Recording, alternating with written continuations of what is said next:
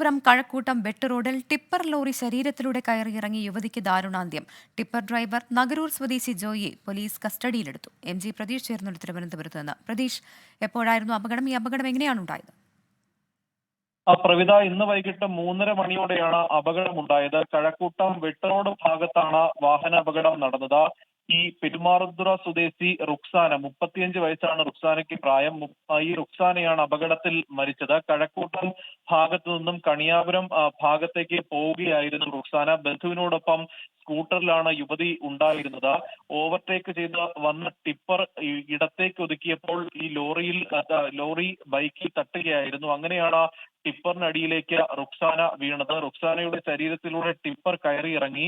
തുടർന്ന് medical college ആശുപത്രിയിൽ എത്തിച്ചെങ്കിലും ജീവൻ രക്ഷിക്കാനായില്ല എന്നതാണ് ആശുപത്രി അധികൃതരും പറയുന്നത്. ഈ സ്കൂട്ടർ ഓടിച്ച ഒപ്പമുണ്ടായിരുന്നയാൾക്ക് വലിയ പരിക്കുകളില്ല. ലോറി ഓടിച്ചിരുന്ന നഗരൂർ സ്വദേശി ജോയിയെ നിലവിൽ പോലീസ് കസ്റ്റഡിയിലെടുക്കുകയും ചെയ്തിട്ടുണ്ട്. പ്രവിത. ശരി, തിരുവനന്തപുരത്ത് നിന്നാണ് അപകട വാർത്ത വരുന്നത്. കഴക്കൂട്ടം വെട്ട് റോഡിൽ ടിപ്പർ ലോറി ശരീരത്തിലൂടെ കയറിയിറങ്ങി യുവതി മരിച്ചു.